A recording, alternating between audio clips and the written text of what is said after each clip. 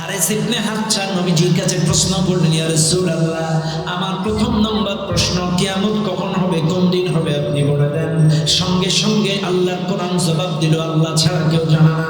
দুই নম্বর প্রশ্ন, কখন কোথায় বৃষ্টি বর্ষণ হবে আপনি একটু বলে দেন।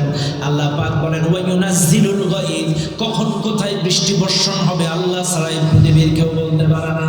শুনে নেন, আজকের এই মুসলমানেরা, এই দুনিয়ার আবহাওয়া অধিদপ্তর, সাংবাদিকগুলো, মিডিয়া ভাইয়েরা, বোনেরা, তারা কিন্তু সম্ভাব্যময় ডেট দেয়। আজকে 3 নম্বর হারিকেন সংকেত, ঝড়ো হাওয়া, হালকা বৃষ্টি হতে পারে, কিন্তু অ্যাকুরেট বলতে পারেন কে? আরো জোরে কোন কে? আর আমাদের দেশের সাংবাদিক যারা, এরা উপস্থাপক হোক আর উপস্থাপিকা হোক, এদের মশানি আলাদা। প্রাকৃতিক দুর্যোগ যখন দেখা যায়, ভূমিকম্প যখন দেখা যায়, দেশে কোনো ক্ষতি সাধন যখন হয়, তখন এরা কিন্তু একটু পরেশগার ভাব দেয়, টুপি মাথায়, ঘোমটা মাথায় দিয়ে সংবাদ উপস্থাপন করে। যেদিন সংকেত 5 নম্বর সেদিন টুপি মাথায়, আর চ্যানেলগুলোতে খালি ওয়াজ নসিহত আর গজল বাজায়। আর যেই ঝড়টা ঘুরে উড়িষ্যায় চলে যায়, ঘুমটা ফেলে, সেটা ঘুরে উড়িষ্যায় চলে গিয়েছে। কথা হল না কেন? যেই একটু দেখে এই যে ঝড় তুফান আসতেছে, সেই টুপি মাথায় দেয়, ঘুমটা মাথায় দিয়ে জিকির আজকার গজল বাজায় চ্যানেলে। আর যেই ঝড় কেটে দূরে চলে যায়, আবার দুমদাম শুরু হয়ে যায়। কথা, এই জন্য আমি বলি, আমার বাজার এই জায়গায়, আমি যদিও মুরব্বী মানুষ, কিন্তু আসলে ওই যে আসলে কিন্তু তার মনটা মুরব্বী হয়নি। এমন কোন জায়গা নাই সে জায়গায় তিনি নাই। এই যে প্রতিবন্ধী আমার শাহেদ ভাই, আসলে প্রতিবন্ধী বলাটাও কেমন দেখা যায়, কিন্তু প্রতিবন্ধীদেরকে সম্মান করেছেন কে? আল্লাহর রাসূল বলেছেন, প্রতিবন্ধীরা হচ্ছে এলাকার রহমতের আর বরকতের দরজা। সুবহানাল্লাহ কর না? প্রতিবন্ধীরা হলো এলাকার রহমত বরকতের দরজা। এই জন্য তাদেরকে কখনো ইনসাল্ট করবেন না, কারণ বানাইছেন কে? আরো জোরে কোন কে? আমার ভাইজান সব সময় তার কাছে সেই জায়গায় আছে, সব জায়গায় মানবতার ফেরিওয়ালা, ছুটে চলেন সব জায়গায়। কাজে মনে রাখবেন, এখানে আছেন, আমি তার মাধ্যমে আজকে জানিয়ে দিতে চাই, আজকের মিডিয়াগুলো, এই কাফির বেঈমান ইহুদি খ্রিস্টানরা আমাদেরকে মিডিয়ার মাধ্যমে চরিত্র হরণ করার চেষ্টা করছে। এই জন্য আমাদেরকেও মিডিয়ার মাধ্যমে মোকাবেলা করা লাগবে। কথা বল ঠিক না বেবি? এই জন্য এই সকল ইসলামিক ইউটিউব চ্যানেলগুলো সাবস্ক্রাইব করবেন, এগুলো বেশি বেশি করে লাইক দেবেন, পেজগুলোতে লাইক করবেন, ফলোইং করে রাখবেন, তাইলে আপনারা ভালো কিছু পাবেন। কারণ শয়তান ডাকে লক্ষ লক্ষ বার, আমরা ডাকি মাহফিলে 2-1 বার। কাজী আমাদেরকেও বেশি বেশি ভালো মিডিয়াগুলোর সাথে সম্পৃক্ত হতে হবে। কথা বল ঠিক না বেবি? আমার বাবাজিরা আমার, তাই বৃষ্টি কখন কোথায় হয় এটা কে জানে? এই দুনিয়ার কেউ বলতে পারে? বাস 3 নাম্বার হারিস ইবনে হামশার প্রশ্ন, ইয়া রাসূলুল্লাহ, আমার 3 নাম্বার প্রশ্ন, হুজুর, আমার বাড়িতে গর্ভবতী স্ত্রী রেখে এসেছি, আমার স্ত্রীর গর্ভে যে বাচ্চাটা আছে, এই বাচ্চাটা ছেলে হবে না মেয়ে হবে, আপনি একটু বলে দেন। আল্লাহ কোরআন, ওয়া ইয়ালামু মা ফিল আরহাম, আল্লাহ কোরআন মায়ের রেহেমের ভিতরে, জরায়ুর ভেতরে, 1 ফোঁটা পানির ভেতরে যেই সন্তানটা দাঁড়ায়, এই সন্তানটা ছেলে হবে না মেয়ে হবে, আল্লাহ ছাড়া পৃথিবীর কেউ বলতে পারে না।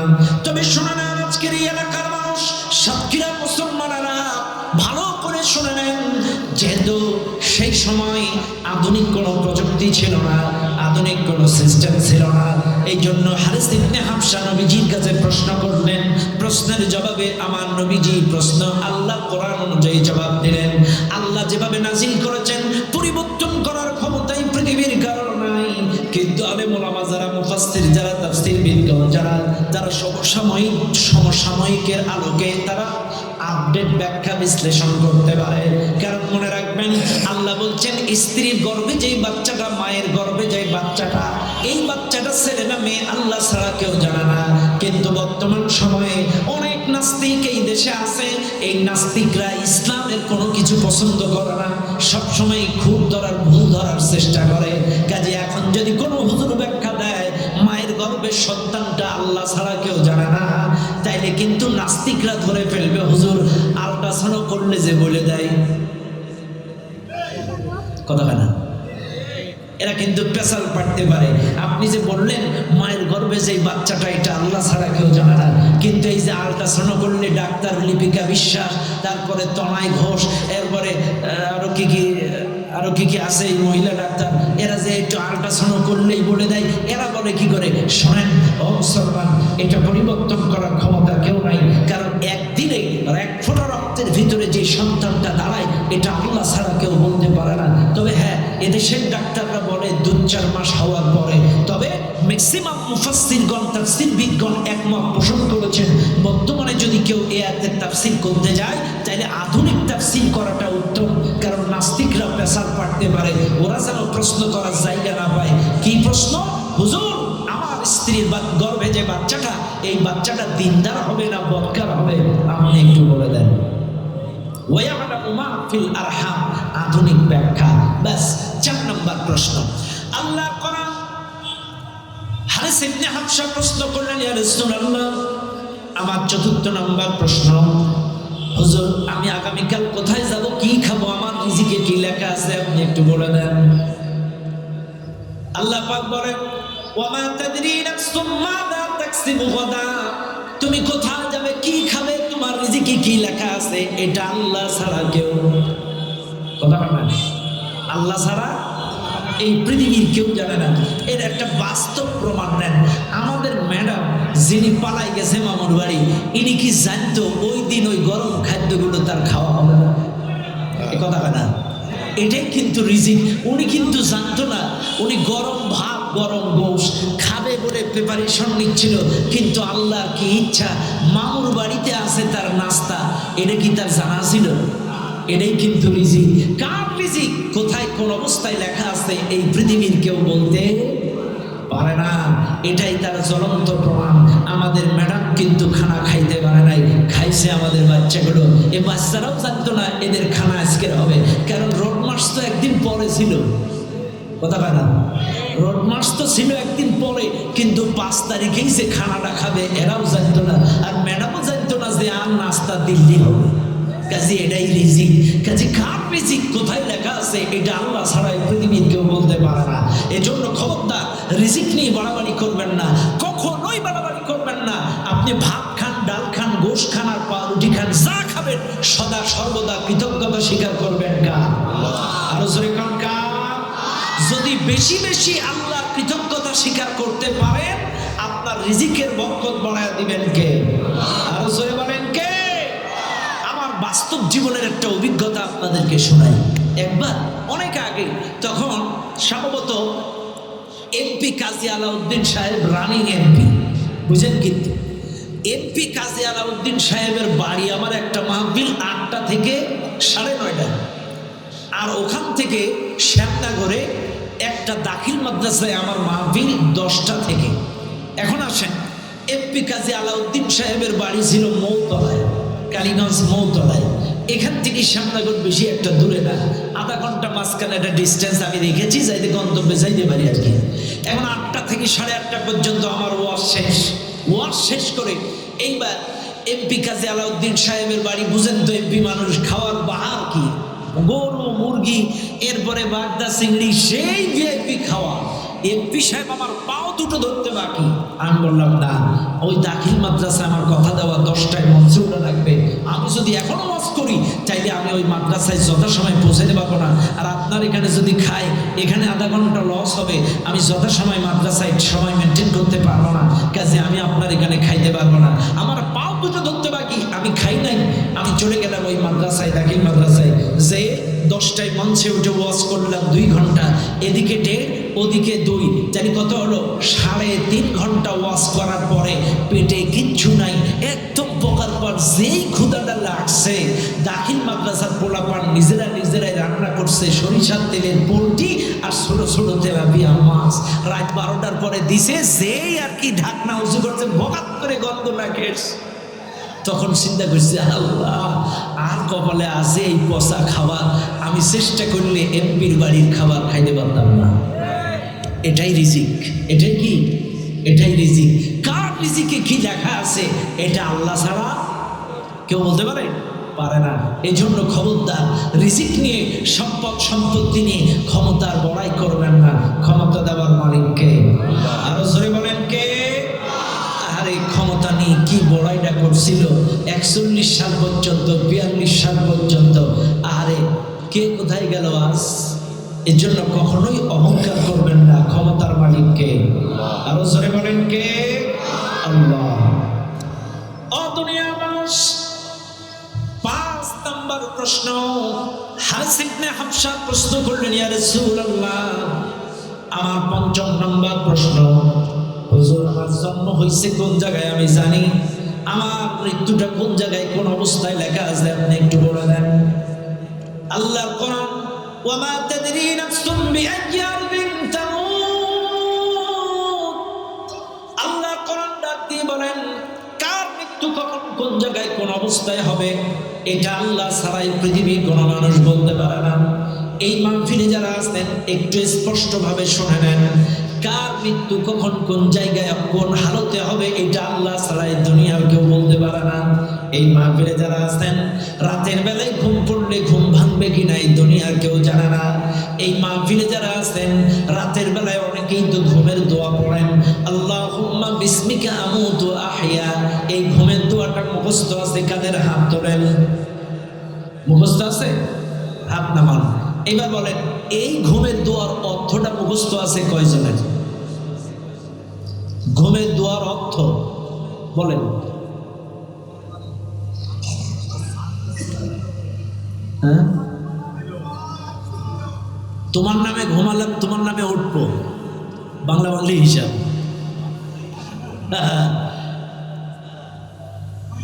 নাওয়াইতুয়ান গোসলা সাবান দিয়ে কসলা, গোসলের নিয়ত আর কি। শোনেন, এই ঘুমের দোয়ার অর্থ হচ্ছে আল্লাহুম্মা বিসমিকা আমুতু।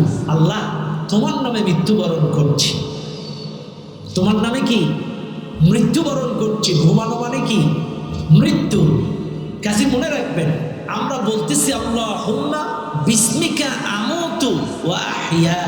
আল্লাহ তোমার নামে মৃত্যুবরণ করছি, যদি দয়া করে তুমি জাগাও সকালবেলা আবার উঠব। এই দোয়াটার অর্থ এই। এখন আমরা যদি এই দোয়াটা মনে প্রাণে বিশ্বাস করতাম, এই যুবকেরা কি রাতের বেলায় গান শুনতে শুনতে, নাটক সিনেমা দেখতে দেখতে ঘুমাইতে পারত? এমন অনেক যুবক আছে ঘুমায় পড়ে, কিন্তু কানের মধ্যে ইয়ারফোন লাগায় আকুম বাকুম বাজে, অথচ এটাই যদি তার জীবনের শেষ ঘুম হয়ে যায়। কখনো চিন্তা করছেন?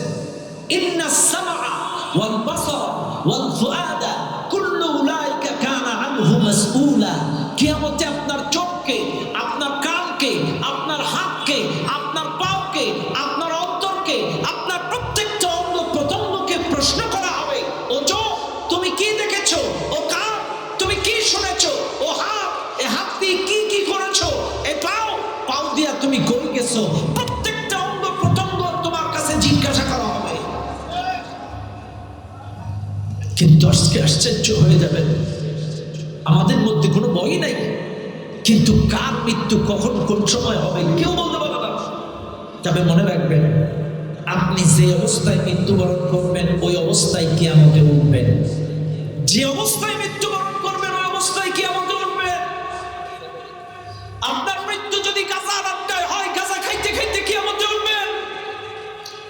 আপনার মৃত্যু যদি ফেন্সিডিলের আড্ডায় হয়, ফেন্সিডিল খাইতে খাইতে উঠবেন। আপনার মৃত্যু যদি নারী খানায় পতিতালয়ে আবাসিকে হয়, আপনি ওই অবস্থায় উঠবেন। আপনার মৃত্যু যদি তাসের আড্ডায়, জোয়ার আড্ডায় হয়, ওই কায়দায় কিয়ামতে উঠবেন। আপনার মৃত্যু যদি নামাজের সেজদারত অবস্থায় হয়, আপনি সেজদা দিতে দিতে কিয়ামতে উঠবেন। আপনি যদি হজ করতে যেয়ে মারা যান, আপনি ওই অবস্থায় কিয়ামতে উঠবেন। কাজে আপনাদেরকে বলি, ভালো মৃত্যুর আশা আকাঙ্ক্ষা পোষণ করতে হয়, চাইতে হয়। আল্লাহ আমাকে তুমি ইমানের মৃত্যু দিও, আমাকে ওযু অবস্থায় মৃত্যু দিও, পবিত্র অবস্থায় মৃত্যু দিও, এ দোয়া করা লাগে। শুনে নেন আজকের মাহফিলের জনগণ, সূরাতুল লুকমানের 34 নম্বর আয়াতের তাফসীর করতে যে তাফসীরে নূরুল কোরআন, তাফসীরে নূরুল কোরআন এই আয়াতের তাফসীর করতে যে ছোট্ট একটা ঘটনা বর্ণনা করেছে। চার ইমামের শ্রেষ্ঠ ইমাম, অন্যতম ইমাম ইমাম মালিক রাহমাতুল্লাহি আলাইহি, তিনি প্রাথমিক পর্যায়ে মক্কায় বাস করতেন, মক্কায় থাকতেন। 40 বছর পরে তিনি মদিনায় চলে আসলেন। ইমাম মালিকের স্বপ্ন ছিল আমার মৃত্যুটা যেন মদিনার মাটিতে হয়। ইমাম মালিকের স্বপ্ন ছিল আমার কবরটা যেন রাসূলের দেশে হয়ে যায়। ইমাম মালিকের স্বপ্ন ছিল আমার শেষ নিঃশ্বাসটা যেন রাসূলের দেশে ত্যাগ হয়। এই স্বপ্ন ছিল ইমাম মালিক রাহমাতুল্লাহি আলাইহি। ইমাম মালিক, শুনে নেন আজকের এই মাহফিলের জনগণ, ইমাম মালিক এই আশা আকাঙ্ক্ষা নিয়ে মক্কা থেকে মদিনায় চলে এলেন। মদিনায় চলতে ফিরতে হঠাৎ যখন হজের মৌসুম চলে এলো, জিলহজ মাস যখন চলে এলো, হযরত ইমাম মালিক লক্ষ্য করলেন এ মদিনার অসংখ্য মানুষেরা লাব্বাইক আল্লাহুম্মা লাব্বাইক, লাব্বাইক লা শারীকা লাক লাব্বাইক, ইন্নাল হামদা ওয়ান নি'মাতা লাকা ওয়াল মুলক লা শারীকা লাক। এই তালবিয়া পড়তে পড়তে অসংখ্য মদিনার মানুষ ইহরামের কাপড় বেঁধে তাসবিহ পড়তে পড়তে মক্কার দিকে যায়। ইমাম মালিক এই দৃশ্যটা দেখে তার মনের মধ্যে বড্ড লোভ জন্মায়। ইমাম মালিক তার মনের মধ্যে বড্ড লোভ, আশা আকাঙ্ক্ষা জন্মায়।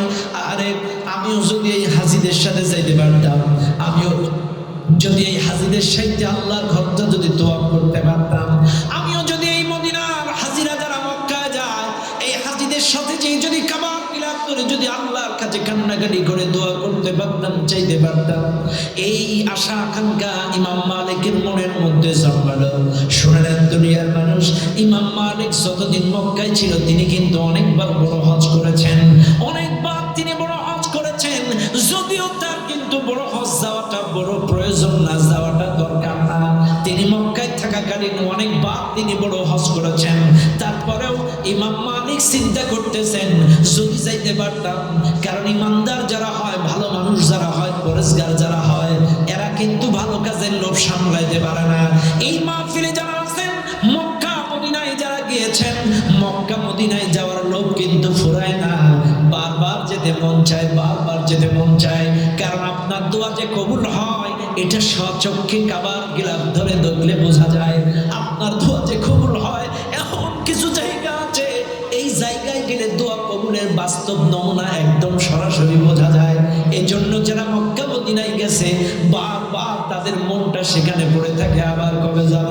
শুনে নেন আজকের মাহফিলের জনগণ, ইমাম মালিক রাহমাতুল্লাহি আলাইহি চিন্তা করছেন যদিও আমি অনেকবার হজ করেছি, আমার যাওয়াটা দরকার না, কিন্তু তারপরেও যদি যাইতে পারতাম। ইমাম মালিক রাহমাতুল্লাহি আলাইহি হঠাৎ করে তার ব্রেনের মধ্যে মৃত্যুর ভয়। তিনি চিন্তা করছেন আমি যদি হজ করতে যেয়ে মারা যাই, আমার কবরটা তো মদিনায় থাকবে না, আমার শেষ নিঃশ্বাস মদিনায় হবে না, আমার মদিনায় মৃত্যুর স্বাদ পূরণ হবে না। চাইলে কি করা যায়, এদিকে হজের লোক, এদিকে মক্কায় মৃত্যুর ভয়, না জানি যদি মারা যায় তাইলে আমার তো শেষ নিঃশ্বাস মদিনায় ত্যাগ করার স্বপ্নটা পূরণ হবে না। এটা দোটানার মধ্যে পড়ে গেলেন ইমাম মালিক রাহমাতুল্লাহি আলাইহি। চিন্তা করছেন কি করা যায়, এদিকে মৃত্যুর ভয়, এদিকে হজের লোক, এটা দোটানার মধ্যে পড়লেন। এখন ইমাম মালিক চিন্তা করছে না জানি যদি যাই মারা যায় তাহলে তো স্বপ্ন পূরণ হবে না, আশা আকাঙ্ক্ষা পূরণ হবে না। আবার চিন্তা করছে যদি যাইতে পারতাম। দোটানার মধ্যে পড়ে ইমাম মালিক রাতের বেলায় তাহাজ্জুদ নামাজ পড়ছে, ইস্তেখারার আমল করেছে, আমল করে ডান কাত হয়ে আল্লাহর কাছে দোয়া করছে, আল্লাহ যদি কোনো কায়দায় ইশারা ইঙ্গিতে জানতে পারি আমার হায়াত কতদিন আছে, যদি হায়াত থাকে হজ করব, যদি না থাকে করব না। বুঝেন কিন্তু, যদি হায়াত থাকে হজ করব, যদি না থাকে করব না। কিন্তু আল্লাহ যদি কোনো ইশারা ইঙ্গিতে তুমি আমাদের একটু বলে দিতে হায়াত কতদিন আছে। ইস্তেখারার আমল করে আর কি দোয়া করছে, যদি জানতে পারি হায়াত আছে যাব, নাইলে যাব না। এই দোয়া করে ইমাম মালিক ঘুমায় গেলেন। হঠাৎ স্বপ্নের মধ্যে আমার আপনার নবী প্রিয় নবী বিশ্ব নবী স্বপ্নের মধ্যে 5টা আঙ্গুল নবীকে দেখালেন। নবীজি এসে স্বপ্নের ভেতরে ইমাম মালিককে 5টা আঙ্গুল দেখালেন। 5টা আঙ্গুল থেকে ইশারা করলেন। ইমাম মালিকের ঘুম ভেঙে গেল। ইমাম মালিকের টেনশন আরো বেড়ে গেল। ইমাম মালিক চিন্তা করছে, আরে আরে আমার আশা ছিল আল্লাহর কাছে হায়াতের খবর জানা, হায়াত যদি থাকে হজ করব, না থাকে করব না। কিন্তু 5টা আঙ্গুলের মাধ্যমে নবী আমারে কি জানালো? 5 আঙ্গুলের অর্থ কি? জানি কি আমি 5 বছর বাঁচবো নাকি? যদি 5 বছর হয় হজ করা যায়। এই 5টা আঙ্গুল যদি 5 মাস হয় তাও হজ করা যায়।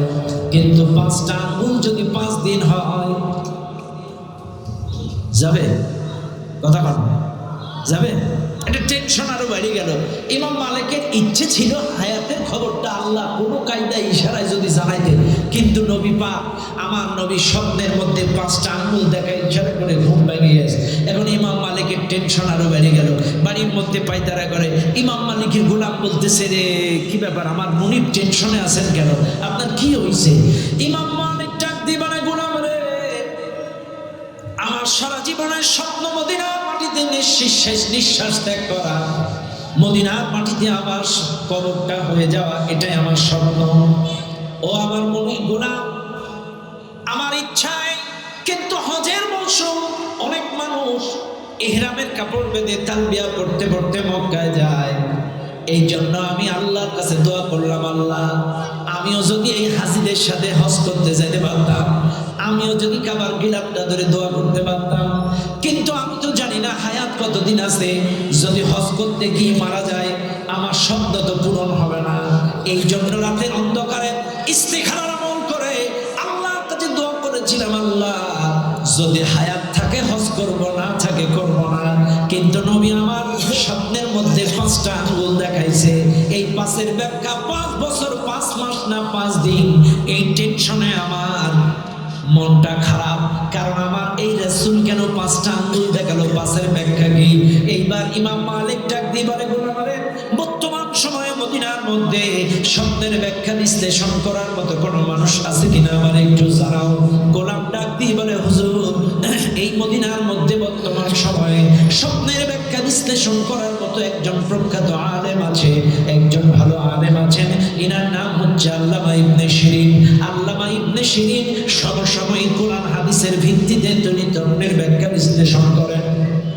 ইমাম মালিক ডাক দিয়ে বলে, গোলাম, দেরি করো না, দেরি করো না, তাড়াতাড়ি চলে যাও, তাড়াতাড়ি যাও, আল্লামা ইবনে শিরিনের বাড়িতে চলে যাও। আল্লামা ইবনে শিরিনকে যে আমার সালাম দাও, তবে খবরদার তাকে যে সালাম দিয়ে প্রশ্ন জিজ্ঞাসা করবা, গোটা স্বপ্নের ব্যাখ্যা বিশ্লেষণ করবা। একজন বান্দার উদ্দেশ্য ছিল হায়াতের খবর জানা, হায়াত যদি থাকে হজ করব, না থাকে করব না। কিন্তু নবী তার স্বপ্নের মধ্যে 5টা আঙ্গুল দেখাইছে। এই 5 ব্যাখ্যা 5 বছর 5 মাস না 5 দিন। তুমি এইটা একটু ভালো করে আল্লামা ইবনে শিরিনের বাড়ি থেকে জেনে আসবা। কিন্তু গোলাম শুনে নাও, জেনে নাও, স্বপ্নটা কে দেখেছে নাম বলবা না। স্বপ্ন কে দেখেছে নাম বলবা না। তুমি 5 ব্যাখ্যা আনবা, কিন্তু স্বপ্নটা কে দেখছে এই নাম বলবা না। এবার আমার ভাইরা, ইমাম মালিকের গোলাম আল্লামা ইবনে শিরিনের বাড়িতে চলে গেলেন। আল্লামা ইবনে শিরিনের বাড়ি যে ডাক দিয়ে বলেন, হুজুর, আল্লাহর এক বান্দা, তার স্বপ্ন মদিনার মাটিতে শেষ নিঃশ্বাস ত্যাগ করা। হজের মৌসুম, হজের লোক তার মনের মধ্যে জন্মায়, যদি যাইতে পারতাম, যদি যাইতে পারতাম, এই চিন্তা তার মনে। এখন তিনি রাতের বেলা ইস্তেখারার আমল করে দোয়া করেছে, আল্লাহ হায়াত যদি থাকে হজ করব, না থাকে করব না। কিন্তু নবী স্বপ্নের মধ্যে 5টা আঙ্গুল দেখালো। এই 5 ব্যাখ্যা 5 বছর 5 মাস না 5 দিন আপনি একটু বলে দেন।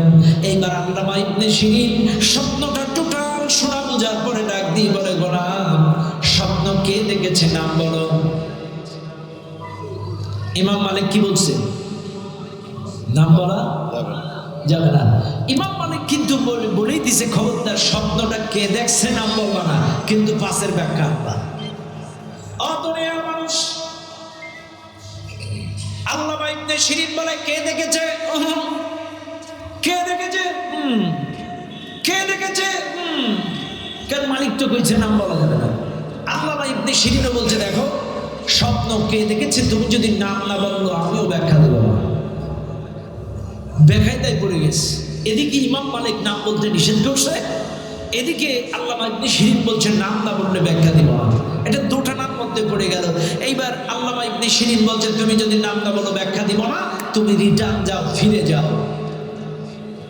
আল্লামা ইবনে শিরিন যখন কথা বললেন, ইমাম মালিকের গোলাম যখন রিটার্ন যায়, এবার আল্লামা ইবনে শিরিন পেছন থেকে ডাক দিয়ে বলে, গোলাম স্বপ্নটা কে দেখেছে আমি জানি না, তবে আমার কেন জানি মনে হচ্ছে এই জাতীয় স্বপ্ন বর্তমানে এই এলাকায় দেখার মতো মানুষ ইমাম মালিককে ছাড়া আমি কাউরে খুঁজে পাইতেছি না। একটু জোরে বলেন সুবহানাল্লাহ। এই কথা যখন বলছে, গোলাম মুস্কি হাসি দিয়ে চলে গেছে। যাইয়ে ইমাম মালিককে সব খুলে বলছে যে হুজুর এই এই এই এই ব্যাপার, আমি সব যখন বললাম উনি বলছে নাম বলো। এখন আপনি তো আমার নিষেধ করছেন, আমি নাম বলি নাই। আল্লামা ইবনে শিরিন বলছে নাম না বললে ব্যাখ্যা হবে না, রিটার্ন যাও।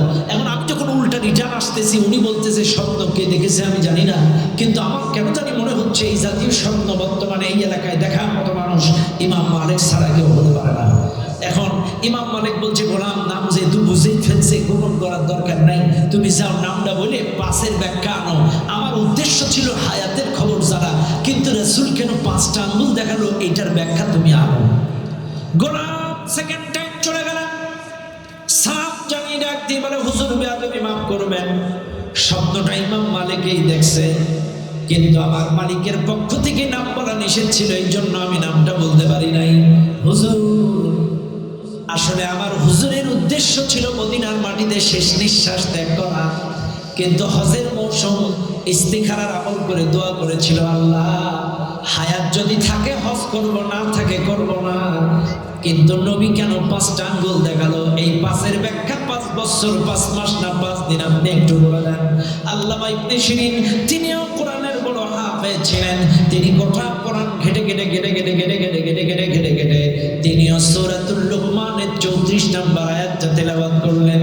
ইন্নাল্লাহা ইনদাহু ইলমুস সাআ ওয়া ইউনাজ্জিলুল গায়জ ওয়া ইয়া'লামু মা ফিল আরহাম ওয়া মা তাদরি নাফসুম মাযা তাকসিবু গাদা ওয়া মা তাদরি নাফসুম বিআইয়ি আরদিন তামুত ইন্নাল্লাহা আলিমুন খাবীর। সূরা লুকমানের 34 নম্বর আয়াতটা তেলাওয়াত করে আল্লামা ইবনে শিরিন বলে, গোলাম ইমাম মালিকের উদ্দেশ্য ছিল হায়াতের খবর আল্লাহর কাছ থেকে ইশারা ইঙ্গিতে জানা, কিন্তু নবী আমার স্বপ্নের মধ্যে 5টা আঙ্গুল দেখায়, এটাই বুঝাইতে চাইছে আল্লাহ দুনিয়ার মানুষকে যত জ্ঞান যত ইলম দান করেছে, 5টা জিনিসের জ্ঞান এই দুনিয়ার কোন মানুষকে দেয় না। 5টা জিনিসের ইলম, 5টা জিনিসের জ্ঞান আল্লাহ পৃথিবীর কাউরে দেন নাই। আমার নবী 5টা আঙ্গুলের মাধ্যমে এটাই বুঝাইতে চাইছে। 1 নম্বর কিয়ামতের জ্ঞান আল্লাহ পৃথিবীর কাউকে দেন নাই। 2 নম্বর কখন কোথায় বৃষ্টি হবে এই জ্ঞানটা কাউকে দেন নাই। 3 নম্বর মায়ের রেহেমের ভিতরে সন্তানটা যখন দাঁড়ায় এটা ছেলে না মেয়ে, এটা আল্লাহ ছাড়া এই জ্ঞানটাই পৃথিবীর কাউকে দেন নাই। 5 নম্বর কার কপালে কি রিজিক লেখা আছে, ভাগ্যে কি খাদ্য লেখা আছে, এটা কাউকে আল্লাহ বলে দেন নাই। আর 5 নম্বর জন্ম হইছে কোন জায়গায় সবাই জানে, কিন্তু কার মৃত্যু কখন কোন জায়গায় কোন অবস্থায় কোথায় হবে কোন হালতে হবে এই জ্ঞানটা আল্লাহ পৃথিবীর কাউকে দেন নাই। আপনারাই বলেন, যদি কারোর মৃত্যুর খবর কেউ যদি জানতো, সারা জীবন অকারেন্স করে 1 সপ্তাহ আগেও সেজদায় করে থাকত। কথা বল না কেন? ঠিক আছে কিনা? এই জন্য ভাই আমার, আমি সংক্ষিপ্ত সময়, আমি আগেই বলেছিলাম আমি সময় দিয়েছিলাম 8টা থেকে 10টা, তারপরেও আমি 10:30 পর্যন্ত অতিক্রম করে ফেলেছি। ভাইরা আমার, কেউ উঠবেন না, এই সবাই বসেন বসেন বসেন। অনুসরণযোগ্য এই সাতক্ষীরার তরুণ উদীয়মান বক্তা, তরুণ তেজস্বী বক্তা, বর্তমানে গোটা বাংলাদেশে তার চলাফেরা, বিভিন্ন ডিস্ট্রিক্টে দেশের বাইরেও ওয়াজ করছে। আমাদের এলাকার কৃতি সন্তান মাওলানা রুস্তম আলী তাওহিদি সমসাময়িক কোরআন সুন্নাহর আলোকে তিনি দারুণ আলোচনা করে থাকেন। ইনি এখন আপনাদের সামনে কথা বলবেন। কারণ মনে রাখবেন, আমার চাইছিলাম আরো কথা বলার, কিন্তু আমার আর একটা প্রোগ্রাম থাকার কারণে আমি আর সময় দিতে পারছি না।